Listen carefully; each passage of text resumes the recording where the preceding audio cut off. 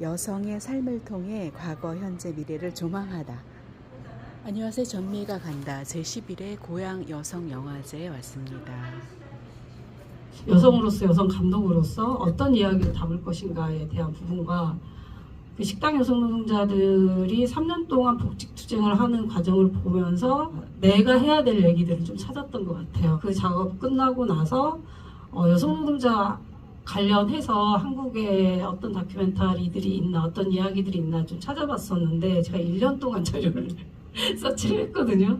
논문이나 이런 부분들로 나와 있긴 하지만 대부분은 거의 이제 사건 위주의 기록, 예를 들면 똥물 사건 하면 동일방지, 탈의시 하면 동일방지, 이런 식으로 YH 하면 시민당, 이런 식의 굉장히 사건 위주의 기록들만 있더라고요. 그리고 영화 자체는 없고 여성 노동자 당사자들의 이야기 자체도 존재하지 않는 상황이어서 여성 역사에 대한 발굴이 필요하다라는 생각을 했어요. 그래서 좀 거슬러 올라가서 한국 노동운동 역사에 그리고 여성의 역사에서 내가 다시 발굴해야 되는 부분으로 접근을 하다 보니 동일방지 이제 여성 노동자를 만나게 된 거죠. 그때 동일방지 여성 노동자들이 27년이 지났는데도 복직 투쟁을 진행하고 계셨거든요.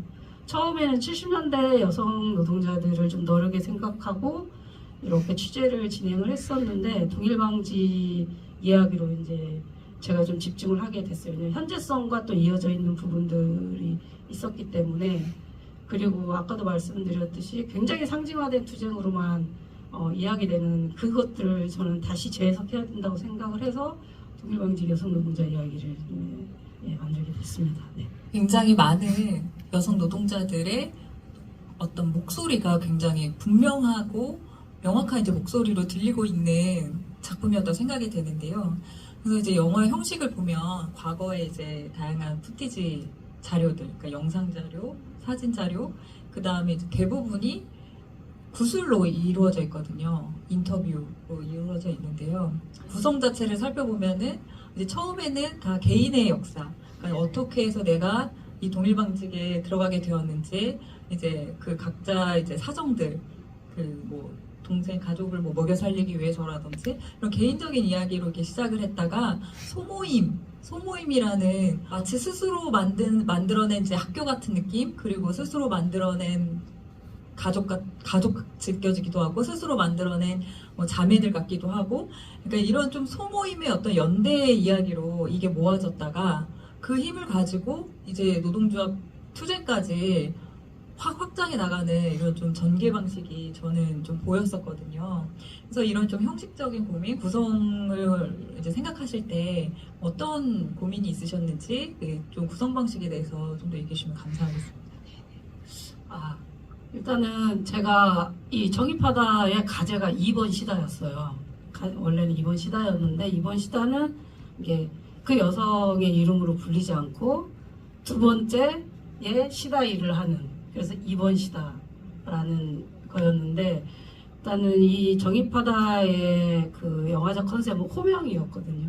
그 호명이라는 컨셉을 가지고 여성 노동자 스스로 자기 정체성을 호명하는 것과 좀 역사적 정체성을 호명하는 것, 그런 컨셉으로 고민을 하기 시작을 해서 실제 이제 이 동일방지 여성 노동자들 같은 경우에는 당신들의 얘기를 자기 언어로 이렇게 많이 해본 경험이 없고, 그리고 몇몇 분들은 어떤 구술을 했지만 실제 그 부분들이 어떻게 보면은 이게 당신들의 얘기가 굉장히 달랐다. 당신들이 하고 싶은 얘기로 그게 정리되지 않았던 부분에 대해서 굉장히 불신이 많았어요, 연구자들이나. 그래서 처음에 제가 이런 다큐멘터리를 이제 함께 하고 싶습니다라고 했을 때 굉장히 저한테도 이게 불신이 많았죠. 네가 네 얘기 하려고 하는 거지 이런 식의. 그래서 제가 2005년도 초에 이분들을 만나 뵀는데 인터뷰는 2005년도 말 9월 정도에 할 수 있었거든요. 그만큼 서로 신뢰를 쌓는 과정들이 좀 길었어요. 그래서 그 구술을 제가 고민한 건 구술의 방식이 어떻게 보면 기존의 자기 언어로 계속 얘기하지 못한 분들이 가장 편하게 얘기할 수 있는 방식이라고 생각했거든요. 그리고 여성들이 가장 편하게 얘기할 수 있는 방식이고 자기 언어대로 그냥 자기가 하고 싶은 어떤 서사의 방식대로 이렇게 얘기할 수 있는 부분이라고 생각을 해서 구술사 공부를 좀 했었고 구술과 인터뷰의 기능을 좀 섞어서 구술 다큐멘터리라는 형식을 좀 고민을 했어요. 첫 번째 호명으로 제가 좀 고민한 건 어떤 여성의 공동체성이었거든요.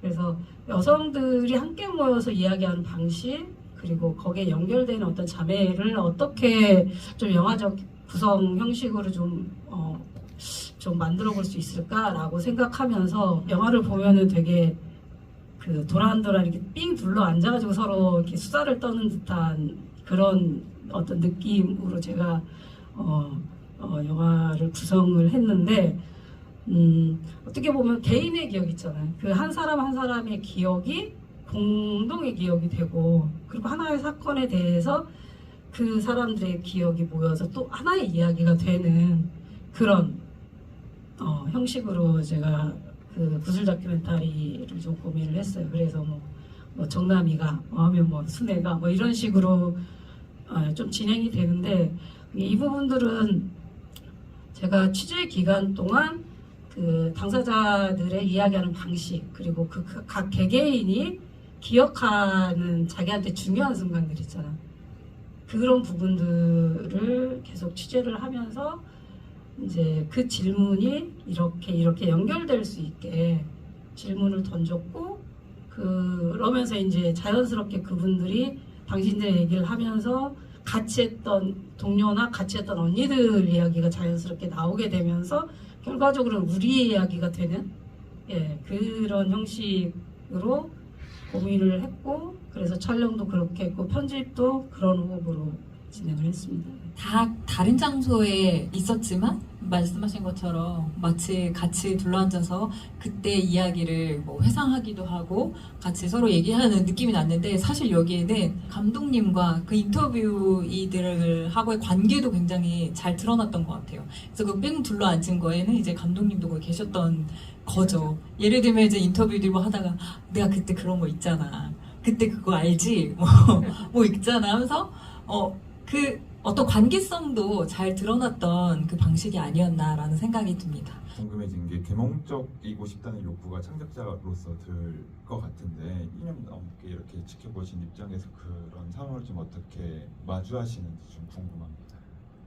부정적인 어떤 시선이든 긍정적인 시선이든 관심 있어 오셨다고 생각을 하거든요. 그렇기 때문에 그 부분에 대해서는 저는 뭐 고맙게 생각하고 있고 예를 들면 오셔서 관객분들 중에 그런 질문을 하시는 분이 계세요. 왜 당사자들만 나오냐? 남자들의 인터뷰는 왜 없냐? 이제 이런 식의 또 질문을 하시는데 근데 저는 제가 영화를 만들면서 제 의도를 설명을 드리거든요. 제가 명확히 당사자들의 이야기로 이 이야기를 전하고 싶었고 전문가들이나 그때 함께 했던 또 다른 또 운동가들이 있잖아요. 그분들도 저한테 나도 같이 했는데 내 얘기를 왜 없어 이런 얘기도 하시거든요.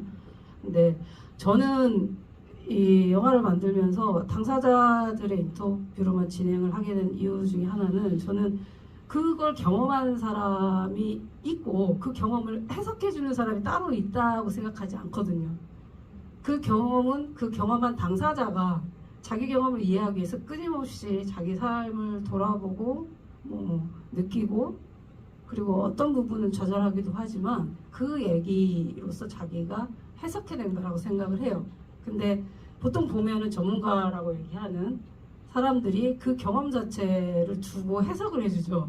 저는 그렇게 이야기를 전하고 싶지 않았거든요. 내가 하고 싶은 얘기는 이랬습니다 라고 그냥 정리하는 것 같아요. 관객분들 100분 있으면 100분 다 받아들이시는 느낌들과 어떤 감정들이 다 다르기 때문에 저는 이 영화를 통해서 다 똑같이 느껴야 된다고 생각하지 않거든요. 제가 할 수 있는 저의 그냥 의도적 진심을 전하는 거. 예, 그 나레이션의 목소리가 조금 궁금해지는데요. 그 목소리의 주인공은 누구일까? 혹시 뭐 전문 성우실까? 약간 좀 궁금하기도 했는데 나레이션은 내 목소리의 주인공은 누구인지 좀 궁금했어요. 일단 나레이션 시점을 우리라고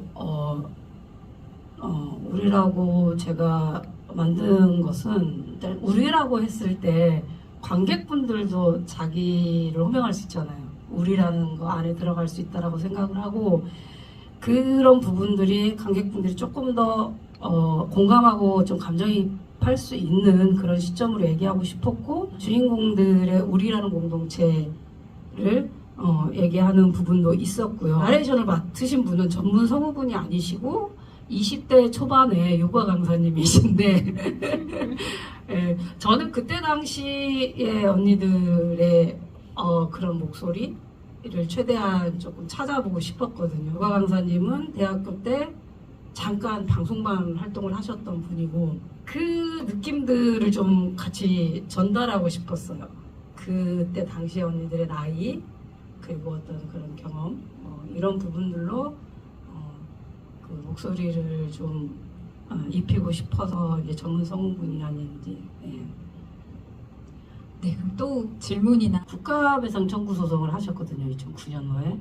그래서 결과적으로는 2018년도에 헌재까지 가서 승소를 했어요. 그래서 처음에는 2심 고법에 가서 이제 일부 승소하고 파기환송이 돼서 헌재에 넣어가지고 5년을 기다린 이후에 이제 국가배상 청구소송에서 승소를 했는데 일단은 국가폭력으로 인정이 된 부분이죠. 그 여성들의 노동 기본권이나 인권 침해로서 인정이 됐고 그 부분은 굉장히 의미가 있다라고 생각을 해요. 동일방직의 만석동 공장은 이미 없어졌고 그리고 회사 측은 복지의 의사가 전혀 없는 상태이고요. 지금도 동일방직 복직추진위원회 분들은 활동을 하고 계시고 지금은 이제 백서 작업을 하고 계시거든요. 네, 19년도에 제가 이제 복직투쟁 41년 기록 영상에서 이제 그분들의 41년간의 투쟁을 이제 기록한 영상을 만들었고 올해가 45년이 되는 해이고 복직투쟁을 저는 포기하지 않는 한 복직투쟁은 계속된다고 생각해요. 이 이야기들이 계속 이렇게 얘기가 되고 왜 복직투쟁을 포기할 수 없는지 그리고 이 삶에서 우리 무엇을 기억해야 되는지를 계속 얘기하고 계시고 그리고 어떻게 보면은 이 기억을 인정하지 않으려고 드는 사람들이 누구인지 왜 그런지에 대한 고민들도 저는 현재성으로 계속 가지고 있다고 생각하거든요. 근데 많은 투쟁들이 그렇다고 생각을 해요. 저는 뭐 세월호부터 시작해서 보면 우리가 무엇을 기억할 것인가 어떻게 기억할 것인가에 맞게 누가 이 기억을 지우려고 하는가 누가 이 기억을 거부하는가를 함께 계속 고민하면서 간다고 생각하거든요. 그렇기 때문에 이 기억은 계속 현재성이 있어야 된다고 생각을 하고 그런 의미에서 이분들의 복직투쟁은 저는 계속된다고 생각을 하고 그거를 기억하고 지켜봐줘야 된다고 저는 생각하고 있어요. 네. 동일방직 복직추진위원회 자체적으로 모임을 계속 갖고 계시고 어떻게 보면은 이게 지금 백서 작업을 하면서 당신들의 기록을 이제 스스로 역사 쓰기를 하고 계시고 한 측면으로는 연대 활동들을 많이 하세요. 투쟁하는 사업장에 가서 응원해 주시고 그리고 후원금도 주시고 예, 그런 활동들이나 뭐 토론회나 간담회 하면서 자신들 이야기 증언해 주시고 예, 그런 활동들을 하고 계시고 실제 시위는 대상이 이제 명확하지 않기 때문에 회사도 없어졌고 본사에서 투쟁을 해도 그거는 이제 또 연세들도 있으시고 여러 가지 그런 상황이어서 예, 오프라인 투쟁은 하고 계시지 않고 블랙리스트를 맞으면서 실제 이제 어디에도 취직할 수 없었고 취직하면 계속 잘리니까 그래서 해고 인생이라고 언니가 말씀하시잖아요. 그래서 10군데 가면 10군데 다 잘리고 그렇기 때문에 실제 생존권을 완전히 막아버리는 거거든요. 그래서 블랙리스트 관련해서는 이분들이랑 이제 정입하다 투자로 한번 작업을 해보자라는 얘기는 좀 남겨놨는데 지금은 좀 언니들이 상황이 좀 여의치 않으신 것 같고 실제 지금까지도 당신이 동일방직에 다녔고 그때 당시에 저런 활동을 했다라는 거를 집안 식구들이나 예, 그리고 집안 가족들한테도 얘기를 못 하고 계시는 분이 계시거든요. 예, 그런 분들이 아직도 계시고 그 상처로 여기 이 기억을 이제 지우신 분도 많이 계시고 예, 그런 상황이 있어서 그렇습니다. 나중에 블랙리스트 작업이 된다면 되게 중요한 작업이 될 거라고 생각해요. 네. 그 여기 뭐또 예약 기록자분이 계셔가지고요. 영화 너무 잘 봤고요. 다양한 출연진도 그렇고 얘기도 그렇고 또 출연하시는 분들도 당신들의 이야기를 굉장히 뭐랄까 담담하게 객관적으로 이렇게 그리고 또 영화 보면서 이제 사소한 거지만 궁금했던 거는 요 이야기에 동일방지기 해고투쟁에 집중하다 보니까 이 분들이 굉장히 어려웠잖아요. 해고되고 그런데 무슨 일을 그래도 뭔가를 했을 것 같은데 그 얘기가 조금 들어갔으면 좋았을 것 같은 아쉬움이 있고요. 김용자라는 분 보니까 뒤에 책이 굉장히 많고 치과 관련이 있더라고요. 그래서 제가 무슨 생각을 했냐면 그 어려운 와중에서도 공부하고 뭔가를 열심히 치열하게 살았겠구나. 그 얘기가 잠깐씩 좀만 그 삶이 들어갔더라면 하는 아쉬움이 있었습니다. 근데 진짜 너무 좋았어요. 감독님 감사드려요. 감사합니다. 관객분들이 가끔 하시는 질문 중에 그게 있어요. 용재 언니 뒤에 임플란트 찍으면 저기 이게 되게 좀 공격적으로 질문하시는 분도 있고, 웬 여성 그때 당시 여성 노동자가 뭐 치과 뭐 이렇게 얘기를 하는데 거기는 소재고요. 영자 언니의 그 같이 사시는 분이 치과 의사세요. 예, 그래서 배경이 그런 거고 실제 김영자 언니 같은 경우에는 이제 저랑 같이 어떻게 보면 동일방지복지추진위원회에서 이 영화 제작을 담당하신 분이거든요. 그래서 그분은 자기 얘기를 절대 안 한다고 그랬어요. 왜냐하면 나 말고 다른 사람 얘기를 좀 더 들어줘라. 나는 얘기할 수 있으니. 취재 과정이죠. 굉장히 편안하게 찍은 상황을 내가 나중에 넣은 거죠. 저도 그래서 그 뒤에 이제 공간들에 또 눈이 갔었던 것 같아요. 그 여성 농민 운동 말씀하셨는데, 그러니까 어떤 분은 뒤에 호박이 있고, 어떤 분은 뒤에 그 의상도 각자 지금 처해 있는 위치와 그 상황에 따라 의상도 조금씩 차이가 나면서, 그래서 저는 그런 공간들에 또 관심이 많다 보니까 뒤에 그 배경 공간들에 그것만 봐도 이 영화가 이렇게 말해주고 있는 여러 가지들 중에 또 한 가지 요소가 아니었나라는 또 생각도 듭니다. 인터뷰 공간은 그 분들이 가장 편안하게 생각하시는 그 공간에서 했고요. 제가 여성영상집단이라는 곳에서 같이 이제 한 20년 정도 활동을 하고 있는데 거기가 그 생활경제공동체거든요.